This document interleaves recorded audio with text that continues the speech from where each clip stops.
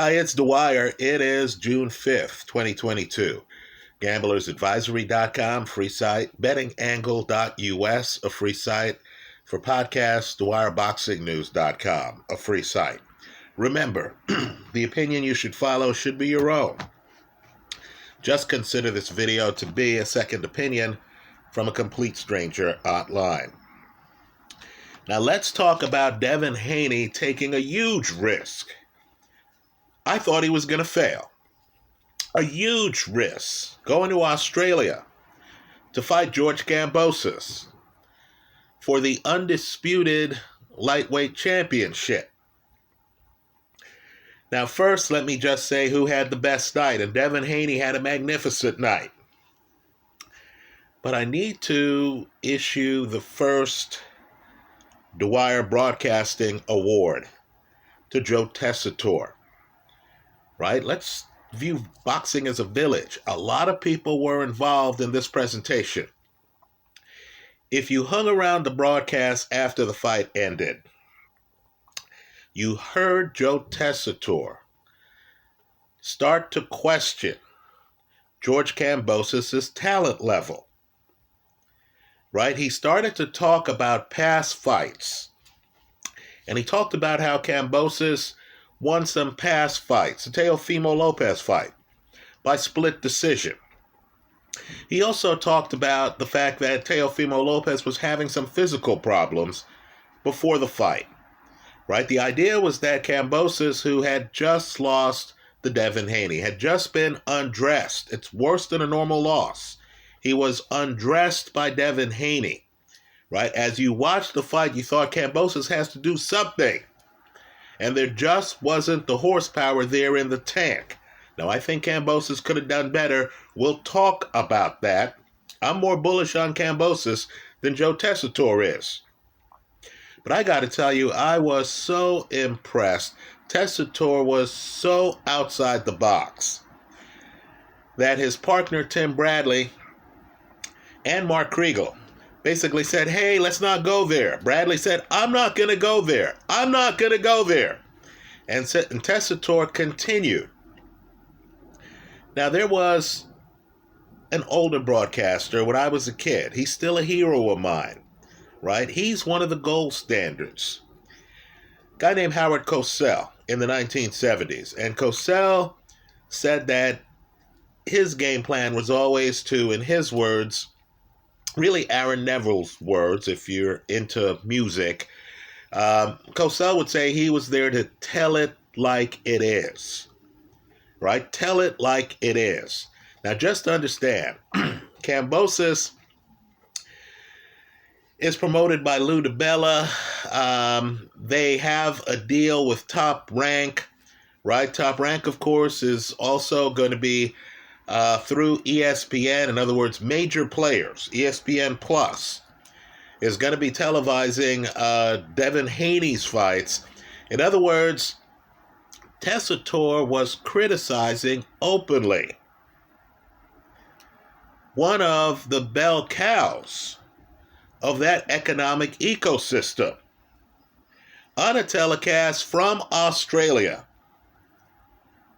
where Kambosos had just suffered his first loss. And Tessitore was critiquing Kambosos' biggest moments in the ring. Folks, it's award-worthy. I'm making up a Dwyer Broadcasting Award because I really think you need to listen to Tessitore during the fight and then listen to him after the fight. Magnificent commentary. This is above and beyond. He deserves a wow here. Let's talk about the fight. I'm just going to jump through some themes. Big mistake by Kambosos early. Right? I've seen it in other fights when Gervonta Davis went to the UK. When you have gotten a well-known opponent to travel to your country, and when your country has turned out for you, right, folks, the crowd was hyped. You sensed it as the guys entered the ring. You had the crowd fully behind George Kambosos. fully. Right? When the fight starts, in my opinion, in that first round, you have to set the tone if you're the home country fighter. If you're the fan favorite, and Kambosos clearly is at the start of the fight, if you're the fan favorite, if the crowd's behind you, you need to give them something in that first round. You need to give the judges something in that first round, right? The judges are already, in my opinion, and I know these were highly credible judges, but the judges are humans too. They're swayed by public sentiment, right? You need to let the judges know, look, I'm going to make this easy on you. I'm going to give you something. You cannot let a boxing match break out in the first round against a boxer, against a mover. You just can't. The first round has to have, for at least a portion of it, a fight breakout. Now here's George Kambosos. You remember his first round against Teofimo Lopez. He gets knocked down, gets off the canvas, is upset, and then decides to throw down some of the best boxing of his career. Lets us know, look, man, it's not going to be a quick night. Right? He knocked me down. I give him credit. I'm right back at him. Here he's fighting a guy who can't even punch like Teofimo Lopez. Let's be clear here. Devin Haney has a lot of skills. He's the man now at 135. But he's not a puncher. So Kambosos, that first round, in my opinion, needed to, what I call, walk through Devin Haney's back foot. There needed to be a portion of that first round where George Kambosos imposed himself physically on Devin Haney. Right? I've noticed with some big punchers, and I'm not saying Kambosos himself is a big puncher, on par with the guys I'm going to name. Canelo, David Haye.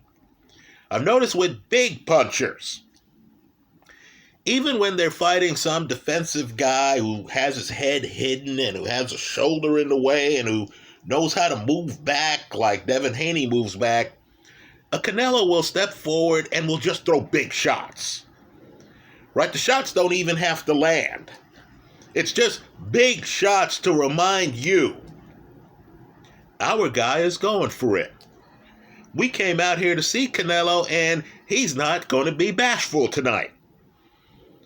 Right? Big shots. You know, Kambosos should have walked forward. Should have thought to himself, okay, I'm going to have an exchange happen. But I need to get to Devin Haney, and I need to throw a couple of huge shots. Whether they land, whether they're effective or not, I need to show this crowd that I'm hot tonight. That this is going to be a hot fight. That it's not going to be a chess match. That this guy has traveled to our country to get his butt kicked. That I'm going to do my damnedest to land some big shots. Now, don't get me wrong. Kambosos could have had a chess game planned. Right? Kambosos could have had certain pieces he wanted to move. Patience could have been part of his game. But in the first two rounds, definitely the first round of a fight where the crowd is hyped, it's their moment, the spotlight's on the country, right? You've had Lucas Brown upset Junior Fa on the undercard, for crying out loud. The crowd is totally buzzing. You've got to keep the buzz going as long as possible. Now, if you don't have the gifts of a Manny Pacquiao, and he's another guy who Pacquiao fans would show up to the arena, and then Pacquiao, fast starter, would jump out. You'd be seeing hand speed. So if you were a Pacquiao supporter, you were totally into the fight. Right? If you were a judge and you sensed the crowd's a Pacquiao crowd, and then Pacquiao comes in and he's flashing hand speed, you're going to say, okay, this is a Pacquiao crowd, right? Obviously, the crowd is going to cheer whenever the punches come within 12 inches. George Kambosos here against a guy without a big punch lets a boxing match break out from the opening bell. In other words, I'm there from Melbourne. I go to the stadium. My unbeaten fighter is hosting the biggest fight at lightweight, right? My buddies are in from out of town, Perth, Sydney, wherever. We're there all hyped up. The undercard has delivered. We're all hyped up. We know Devin Haney isn't a big puncher. We know the sports books have made our guy a huge underdog. Folks, shortly before the bet, I was able to get a plus 170 on George Kambosos. Right? Understand, anything above a plus 150 is giving your fighter less than a 40% chance of winning the fight. Because of the betting spread, because of the location of the fight. I thought Kambosos was a stunning value. Right? I lost on this fight. Let's be clear about that. Well, at least that part of it, I did have the over. Because I knew Devin Haney, not a big puncher. Kambosos, quite frankly, not a big puncher. But Kambosos loses the crowd by the fourth round. The crowd you hear in the first round where everyone's like hyped. They even have fire in the crowd, right? These little fire torch things. And you're like, oh, this, people are milling around. They show you Jeff Horn on the, big screen. You understand, the people are out for this. By the time the fourth round comes, you've seen Devin Haney putting on an exhibition. Right? Kambosos is operating too gingerly. Right? He has taken the crowd out of the fight as much as Devin Haney has. Right? One of the rules of boxing has to be, hey, if you're fighting in my backyard, I'm going to let you know early that you're from out of town. The people watching the fight in my backyard are going to know you're from out of town. Right? Even if a chess match is what you have planned for later in the fight, the first round, when you're fighting a lighter punching guy, there should be a segment of that. You could save it for the last 30 seconds of the first round if you want to reduce risks. But you've got to let your hands go. Here, George Kambosos was channeling Anthony Joshua against Usyk. He's out there trying to outbox Devin Haney. He's tentative. He's playing chess from the opening bell. He wastes the crowd's energy. The whole purpose of jumping on the George Kambosos side was, in fact, the venue. His ability, plus the fact that the fight was in his backyard. I thought his fight style, whoever told him to come out and try to outbox his opponent and stuff like that, just dissipated it. Took the crowd out of the fight. Let's talk about the mechanics, too, of the fight. In the Teofimo Lopez fight, Lopez, who has a Philly shell, right, has his shoulder in the way, tries to lean back from the punch that knocks him down. But you notice that Kambosos has ring coverage on that right hand. Right? That right hand can actually travel. So Teofimo leaning back still gets hit with the shot and goes down. But here you had a different dynamic. Because here you had Devin Haney with great legs. In other words, Haney comes in, has an excellent jab. It's a mobile jab, right? He can move while throwing it. It's not the stay still jab that Teofimo Lopez has. It's a mobile jab. So Haney's just coming into the pocket, hitting with the jab. Then as he leans back, his legs are part of his defense. He's also moving back. Kambosos can't time the movement. Kambosos' right hand is taken out of this match by Devin Haney's jab, right? Both are right-handed. Devin Haney's throwing a left jab, right, on the same side as Kambosos' straight right hand, right? And Devin Haney has the timing down where he's able to throw that jab and then he's able to literally not just lean back, but move back. Haney gets in rhythm about the middle of the second round. He has the timing down.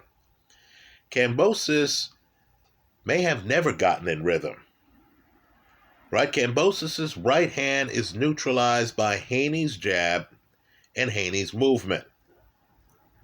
Now, this is a bit of a Larry Holmes type of situation, right? We've said it here before on this YouTube boxing channel. During the Larry Holmes era, the fight did not start until you figured out a way to get by his jab. As an aside, that's going to be the open question for the Trevor Bryan, Daniel Dubois upcoming heavyweight championship match. Right? Dubois had a problem with Joe Joyce's jab.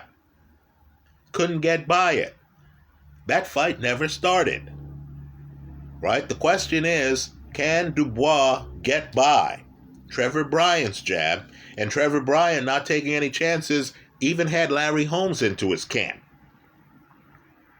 Right? And it's a timing thing. In other words, the guys who can get by a jab have the timing where they know how to jump in early or how to jump in after you've thrown your jab. Now, here on the telecast, Timothy Bradley had a great match. I thought he was excellent on the telecast. I watched this on ESPN Plus.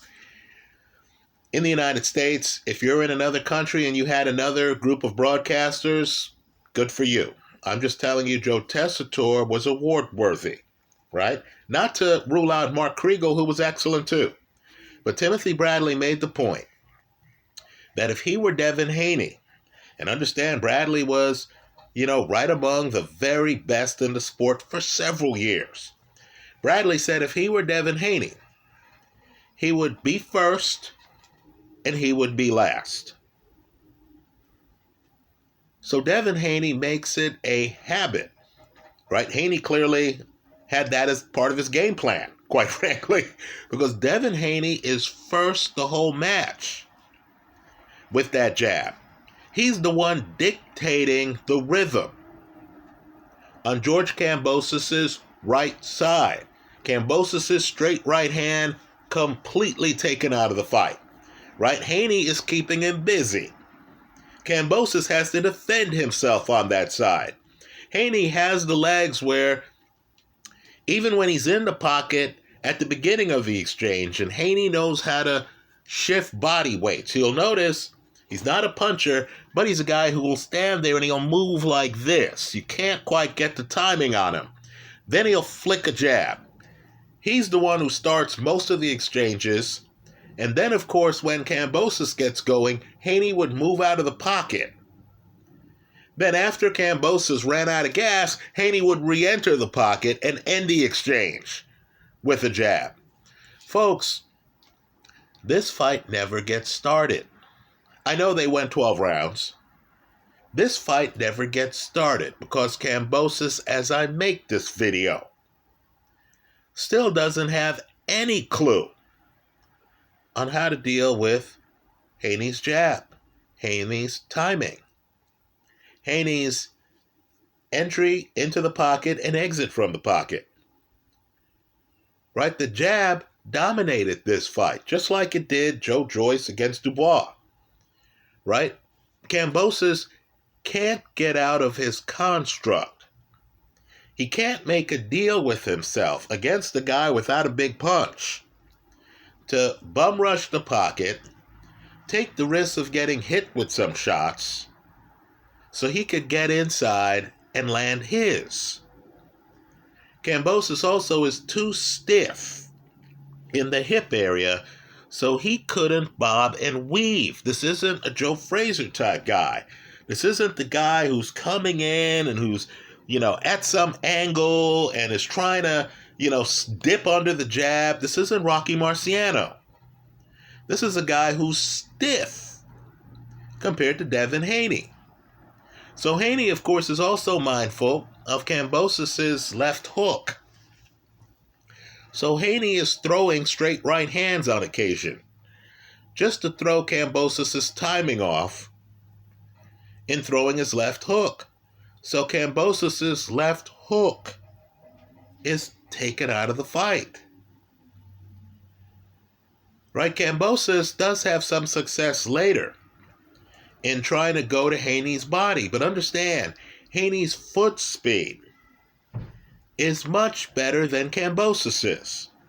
So Haney stays off the ropes. When you're watching the fight, don't just go by what you're seeing. Also appreciate what you're not seeing. You're not seeing Kambosos in Australia pin Devin Haney on the ropes and then go to town. Haney is skillfully staying off the ropes. He is controlling distance, not Kambosos. Kambosos, and again, it's a rhythm thing, can't break rhythm to just run up to Haney, who's not a knockout puncher. Right? I would understand being tentative from the outside if you're facing some heavy puncher, Anthony Joshua. Right? You might say, okay, if I rush in here, I might get, KO'd big time. Right? So I'm going to be out here and I'm going to be playing chess. Okay. What's the excuse when you're fighting a Devin Haney who doesn't have the big punch? Let me also go one step further. 135 and 130. Can we agree that the guy's on top right now? Right? And they're all connected to Top Rank in some way, shape, or form. So there's no excuse for the guys not to fight each other. But Kambosos, not that big a punch. Haney, not that big a punch. Lomachenko, not that big a punch. Shakur Stevenson, not that big a punch.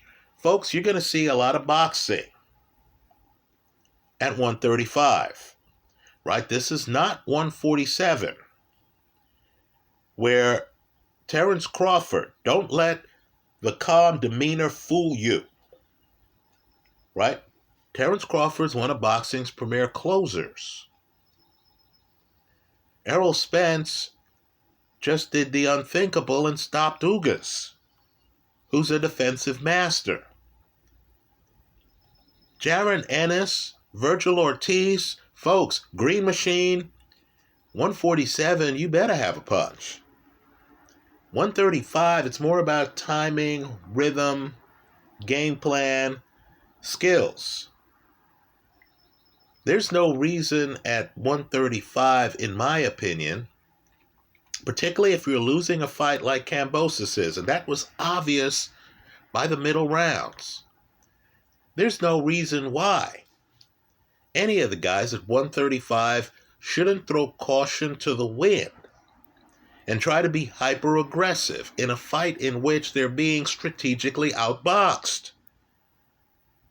George Kambosos should have realized, look, I cannot deal with this guy's jab. So if I'm going to win this fight, I'm going to have to take some jabs on the way in. This guy doesn't hit like Jaron Ennis. This guy doesn't hit like Virgil Ortiz. Right? This guy's not the closer. Terence Crawford is. I need to bum rush the show here. He didn't. he lost the fight badly. Right? Let's just say after 8 rounds, I had the fight 6 rounds to 2. So, in my mind, after that, I stopped scoring it on a round-for-round basis. I thought, okay, Haney's ahead by 4 rounds. So either Kambosos suddenly starts channeling Kell Brook, and we get Kell Brook's annihilation of Amir Khan. In other words, for Kambosos to get back in the fight, he needed to just put down 4 rounds after that, where he's just completely dominant. You don't even have to look at your scorecard. You know it when you see it. Or he needed at least a couple of knockdowns. Right? Think Deontay Wilder against Tyson Fury. Right? Without total domination or knockdowns, you understood that there was no way for Devin Haney to lose this fight if he continued winning rounds. And folks, he continued winning rounds. I thought Devin Haney closed the show very well. Right? This is after already having 6 rounds in the bank by the start of the 9th round. I thought Kambosos had no plan B. Right? Devin Haney's moving away. Kambosos is playing too much chess. The crowd's lost interest. They show you the crowd later in the fight, and everyone's just looking. There's no fire there. No fire. After the crowd started the fight on fire. I blame Kambosos for that. Right? So a couple of takeaways from this fight. Haney really has an easy rematch, doesn't he? Haney gave Kambosos opportunities. Let's talk about what Kambosos could have done differently. Right? Haney at times is ducking under Kambosos' shots and is right in the pocket, right in front of him. Think Billy Joe Saunders against Canelo. Now, a Canelo would see that pattern and would have an uppercut ready. So the next time the mover is ducking, in the pocket, put it this way, Haney ducks so much in the pocket that you'll notice in the early rounds, the two fighters get tangled up and Kambosos has Haney in headlocks.